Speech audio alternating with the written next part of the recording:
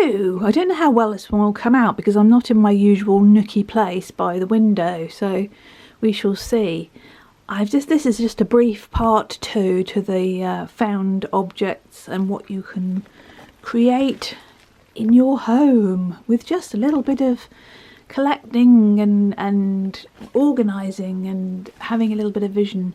That is my very, very, very large painting. Goes right up there, called The Sovereignty of the Land, about wild Wiltshire, which I'm sure would also have freaked a lot of people out because it wasn't my usual sort of thing. It's very innocent in its meaning, really. Just about all the creatures of the land that were kind of, that their bones had gone into the land and they were part of the land and their spirit was in the land, and then you get the figure which was meant to be me, celebrating all that with some of my favourite hawthorn trees, and then just lots and lots of lovely, lovely, lovely, lovely crows and a white bird, white crow flying up there, but you can't really see it, so I'm going to stay down here. The colours are the important thing here in terms of the decoration, because there is lots of kind of, let's go in and have a look. There's a snake there, the serpent energy coming up through there. There's lots of very subtle greens and blues here, and the ubiquitous white hair, of which we have a friendly one sitting there, but that's not what I'm going to show you, because although you were lovely white hair, you were a bought white hair. What I have done in front of this is add in other fun. I just can't stop, really, can I? I have got a duck egg green glass ancient ink pot thing, I think, there, and it is filled with, now it's hard this because it's actually against there, but it's filled with sort of tattered, it's got white feathers to go with the white in the painting, but it's also got contrast, because the contrast of that honesty, which is the sort of the seeds here, contrast of that colour that's gone is a kind of, it's not coppery, but it's going that way. It's kind of in that spectrum of colour, contrast so beautifully oppositely with the yeah, you know what I'm saying. It contrasts wonderfully with the painting behind it and the colours, and there are all sorts of fabulous sort of drooping sculptural skeletal seed heady things in there, which just make an extremely pleasing display, I find. And on the other side we have something slightly different. We have a duck egg blue pot, which I found very cheaply, and in there we have some very sculptural, again, look at the bracken. The bracken is very coppery again, which contrasts with the green in the background, and then these wonderful sort of stripped, not exactly sure what plant that will be, but you get these marvellous, I wish you could see this, I'll probably have to show you it against a completely white background or something. It's impossible. Yes, come on. You get these lovely curly kind of twirly whirly bits anyway. All the contrasting seed heads, I'm absolutely mad about them. There was this great phase a while ago, might still be going on, for printmakers making prints of seed heads and things, and that gave me an idea, but I didn't want to do what they were doing because they'd done it, and so I wanted to look at different textures of things and different colours of things and put them together with other things and hopefully see what would happen. Now down here, this is not an altar. I do not do altars, I do art pieces. This is my wild spirit sign. Now I talked about the wild spirit sign in a video quite recently, said I was going to explain it, but I have explained it in other videos, and it is a very multi-layered thing. I invented it, but it doesn't mean that I have the sole understanding of what it means. It could be this is a figure, this is the energy going into the centre of a figure, here are the outstretched arms, here is the head.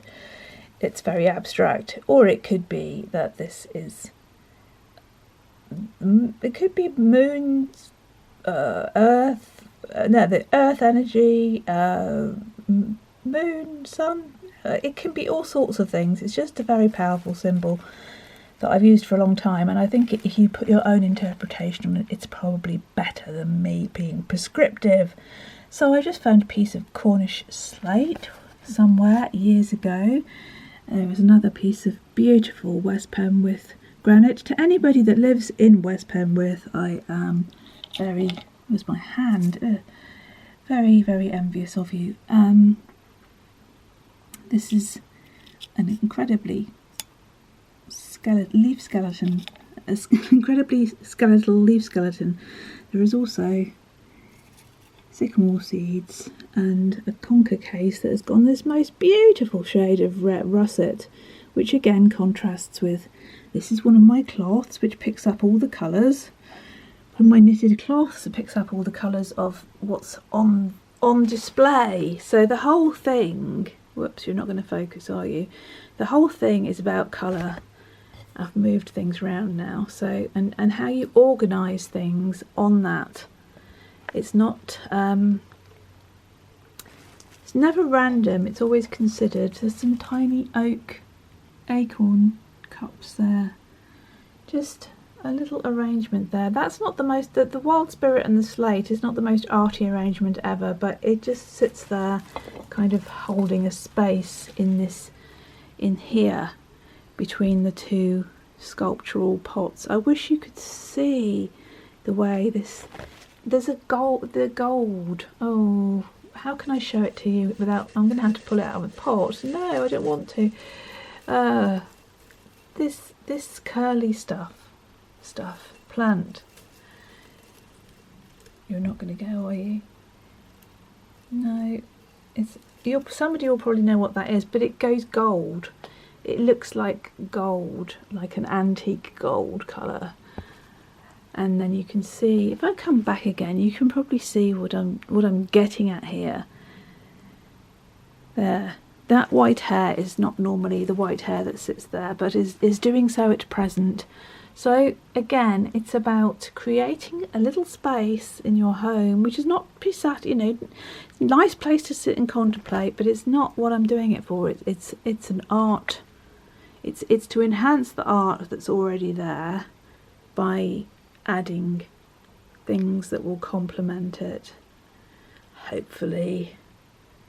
I'm sure you can see what I mean, and even down to this cloth underneath. Every single colour picks up another colour in another thing and then brings the whole thing together, hopefully. It pleases me. I think if it pleases you, then it's worthwhile. And if I just swing over here, next to it there is a massive collection of seed heads, because they're just so sculptural. They're just so, I don't think I have a better word. I've even got this kind of rather, oh dear, wish we could see this properly. It's not going to focus. There is a leaf there that's gone past its prime, but the way it curls and the way it looks like a piece of old, it looks so old. It looks so old even though it isn't. And there's a fabulous kind of curly thing through there. It's like, oh, it's like almost like a ram's horn, but it's not. I do have a ram's horn actually. Where's it gone? That's really weird. It's normally on there, now it isn't. Where's it? Somebody has stolen my ram's horn. That's really bizarre. It normally lives on here and now it is not there, because I was going to point it out. So that's a bit peculiar. I do wish I could show you this a bit better. If I can come round here. It's just, you can hear it all crunkling. This thing here is like almost like a seahorse. It's just like this great curved spiky with a curl on the end of it, which I just can't show you. Did I turn it around slightly? No, it's not going to work. Take my word for it. Anyway, there are these are my finds, and when when they are no longer with me, they will hopefully be put back onto the land and not put into a bin, which would be a dreadful thing. I would obviously put them back onto the land, probably not where they originally came from, which I do feel a tad bad about. I don't know whether about you, but if you find a snail on a wet path and the sun's come out and there's lots of snails around and you need to move them, or if it's still raining and you need to move them because people are going to squish the snails, and then you move the snail somewhere safe and you think, yeah, that snail didn't actually want to be there, now it's completely in a different place and you've kind of intervened. Is it best to intervene sometimes, or to just leave things where they are and admire them where they are? I will leave that with you too, because you may find this to be, why are you bringing these things into your home? Why are you not just leaving them and admiring them? I think it's because I have brought them together, and I mean, by now, to be fair, these things would have disintegrated and gone back into the earth many, many moons ago. But they would have been used for fertilising the earth, wouldn't they? So I have taken something, so I should always put something back. And when I do take something, I do tend to try and give something of myself. If I've got some water with me, I will put a little drop of water on the land, or I will crumble a little bit of something. Maybe I've got a kind of biscuity bar or something with me, I'll crumble a bit of that on there. Or if I have nothing else, I will spit, which might not seem like a very nice thing, but it is saying thank you. I've taken something from you, here is something from me. It's just a kind of wild exchange, really, that's there. So yes, this isn't really about magic, but it does create magic. It's about finding magic, so that's the whole point. This is not an altar where I perform magic. It is a place where magic has happened because of what I have created, and then you can sit with it and dream your dreams or go off or do whatever you do, but it's not designed for that purpose, shall we say. I'll just stand up so you can see it from the aerial view. There's the massive painting, it's so heavy, goodness, it really is, but the colours are very, very nice. I really wish I could show you that curvy thing that looks like a skeletal seahorse, but I can't, so it will remain forever a mystery to you. Use your imagination, maybe that's what this is all about. Anyway, hope that's been of some interest, and see you again soon, I hope. Lots of love, bye for now.